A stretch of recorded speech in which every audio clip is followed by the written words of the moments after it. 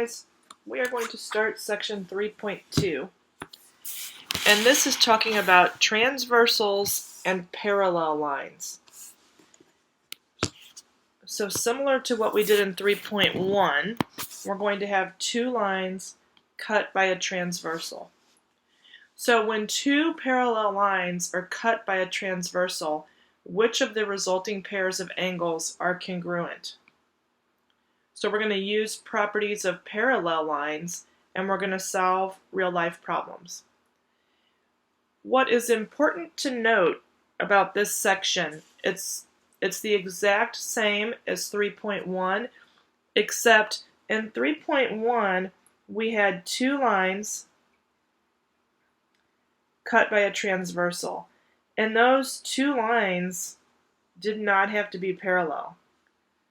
So we had two lines, and then we had a transversal going across them. Well, today, these two lines have to be parallel. So we want to make sure we understand these properties only work if the two lines are parallel. So we have a picture over here to the right, and we have four theorems we're going to learn today.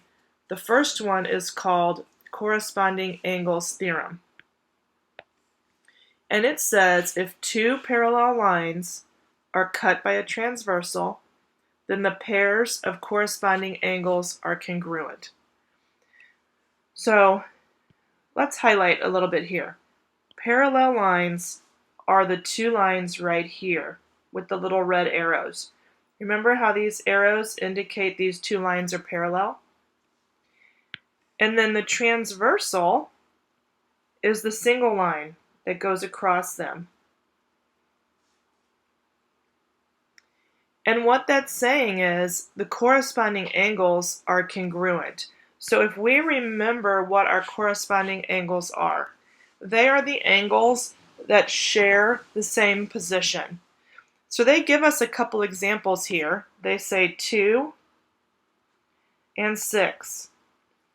2 is above the parallel line to the right of the transversal. 6 is above the second parallel line to the right of the transversal. So they are in a similar spot. Another set that they tell us is 3 and 7, because 3 is below the parallel line to the left of the transversal. 7 is below the second parallel line left of the transversal. And then I can list two more sets. 1 and 5 are also corresponding angles. And then lastly, 4 and 8. And what this theorem is telling us is that the corresponding angles are congruent. So if we look at my color-coded 2 and 6, 2 and 6 are congruent. Their measures are equal. If I look at 3 and 7, 3 and 7 are corresponding, therefore they're congruent, therefore their measures are equal. The second theorem, alternate interior angles theorem. So it's the exact same as before. We have a set of parallel lines, and we know that because of the red arrow indicated on the line right here and right here, cut by a transversal. The transversal is the single line that goes through them. Transversal is the single line. Our parallel lines are yellow. Alternate interior. Remember, the interior is anything in between the two parallel lines.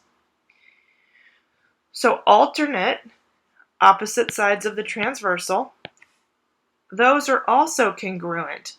So angle 3 and 6 are congruent because they are alternate interior angles. Angles 4 and 5 are congruent because they are alternate interior angles. Congruent means their measures will be equal. The next theorem, alternate exterior. So again, let's highlight everything we know. Parallel lines, exact same as before. The two lines are parallel, we know by the red arrow. Our transversal is the single line that cuts through them. This time we have exterior, alternate exterior. Exterior is anything that's going to be on the outside of our two parallel lines. So we have alternate exterior angles are congruent. So our alternate exterior angles are 1 and 8. They're on the outside and they alternate on either side of the transversal. They're congruent, therefore their measures are equal. 2 and 7 are congruent, therefore their measures are equal. And our last theorem, consecutive interior. This is the only one that's different. We still have parallel lines. We have our two parallel lines. Then we also have our transversal, the single line that cuts through them. Then it says the consecutive interior. So we're looking at the interior of our parallel lines.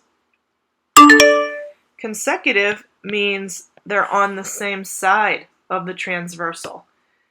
Consecutive, same side of the transversal.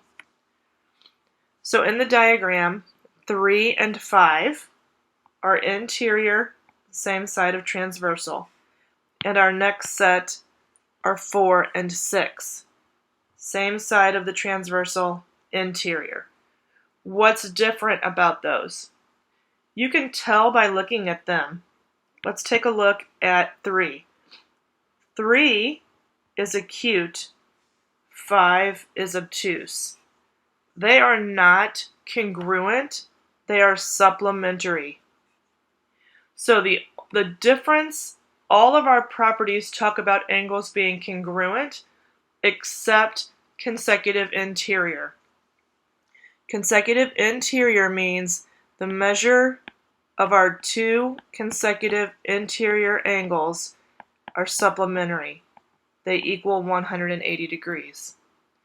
And the same thing is true for the other set of consecutive interior angles. They equal 180 degrees because they are supplementary. So all of our other properties talk about the angles being congruent. Consecutive interior angles are supplementary. And you can tell if you look at it, 3 is acute, 5 is obtuse. They are not going to be equal. So we have some examples. The measure of 3 of the numbered angles are 120 degrees. Identify the angles and explain your reasoning. So 3 of these angles add up to 120, they don't add up to, they are 120 degrees. So we have our first angle right here that they give us is 120 degrees. 3 more are 120. It's either angle 2, angle 3, angle 4, 5, 6, 7, or 8. 3 of them are 120. Let's look at what those are. Is it angle 2? No, because angle 2 and 120 degrees add up to be 180 because they are on the same line. They are a linear pair. Angle 3, same thing. It adds up to 120 to equal 180 because it's a linear pair on this line. If we look at angle 4 is a vertical angle with 120 degrees. Therefore, angle 4 equals 120 degrees because it's a vertical angle.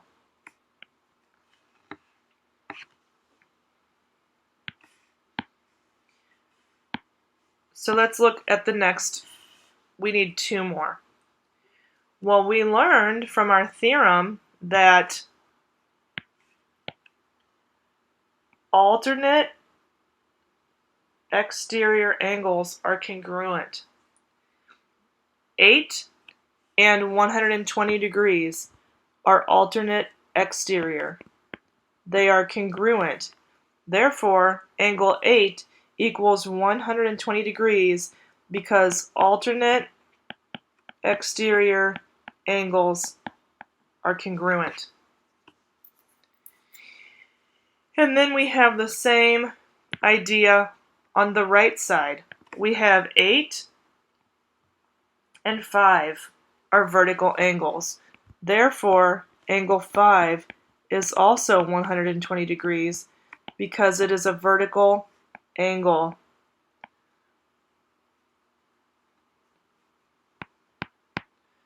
It's a vertical angle with angle 8.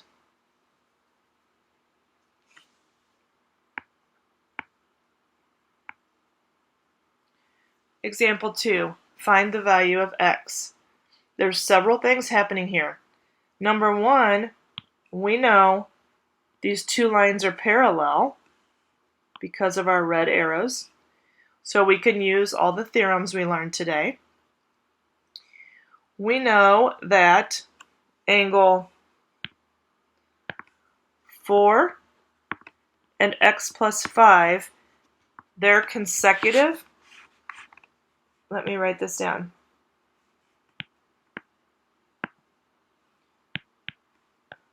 Angle 4 and x plus 5.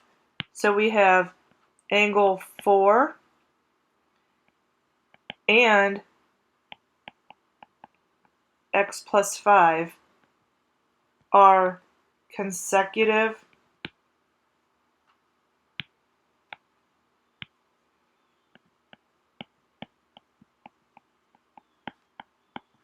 interior angles. What do we know about those? They are supplementary. Therefore, angle 4 plus x plus 5 equals 180 degrees.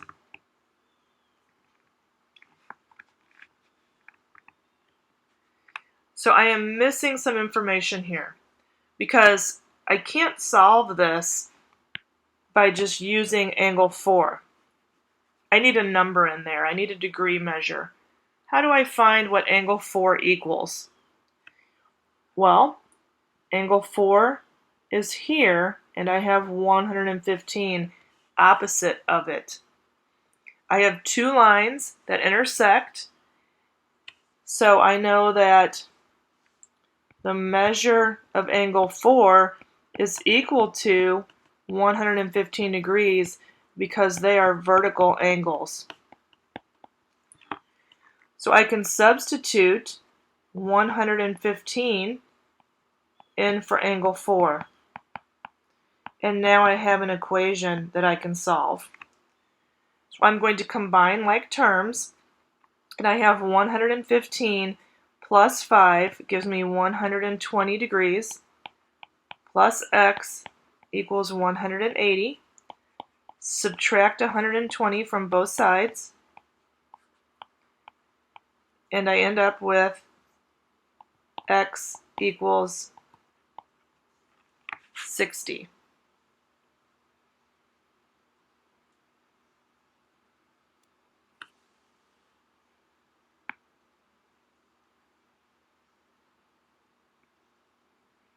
Example 3, same concept, find the value of x. So, angle 1 and 7x plus 9 are alternate exterior. If I use my same highlighting, I have my two parallel lines, my red arrows here. My transversal is the single pink line. So my green circles are alternate exterior, 1 and 7x plus 9. Therefore, They are alternate exterior angles, so I know that they're congruent. I know that they are equal. So I know angle 1 is equal to 7x plus 9. I cannot solve this because, again, I do not know angle 1. I need a number there. I need a degree. How do I find angle 1? Well, it forms a straight line with 136 degrees.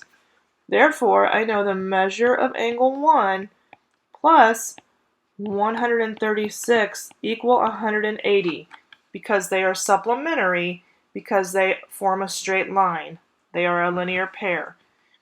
So I subtract 136 from both sides,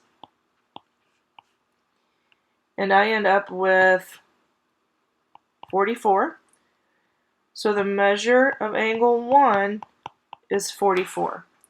So now I can substitute 44 equals 7x plus 9. So subtract 9 from both sides.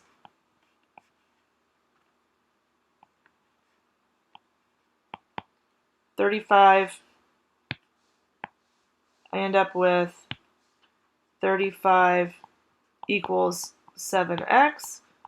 Divide both sides by 7. X equals 5.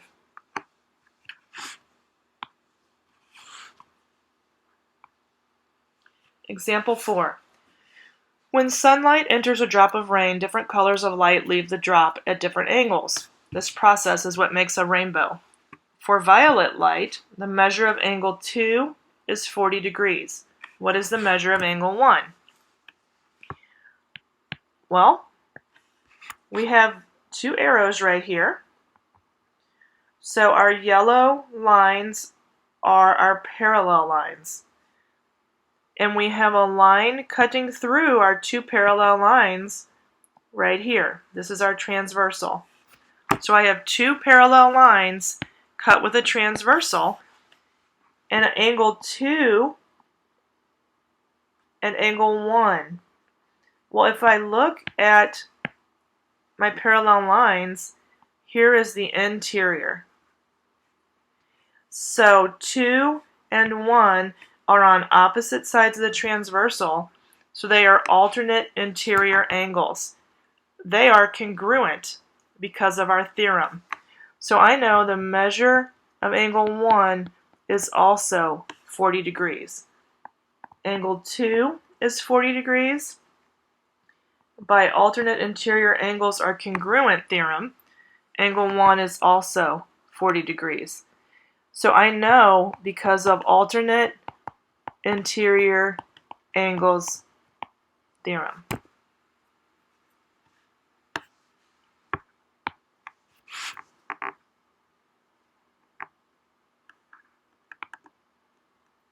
Recap, we have our four theorems listed here.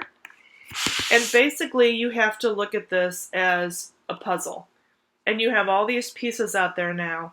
We're going to use all of our pieces. Vertical angles, linear pairs, the four theorems that we learned today, and we can find all 8 angles. Let me get back up. We can find all 8 angles around a transversal. So if we look at this picture, by putting all the pieces together, we can find all 8 of these as long as we know 1. Given one angle measure, we can find all of the rest if the lines are parallel and they're cut by a transversal. Okay, so that's it for this lesson. Make sure you get your notes done and turned in, and I will see you in class.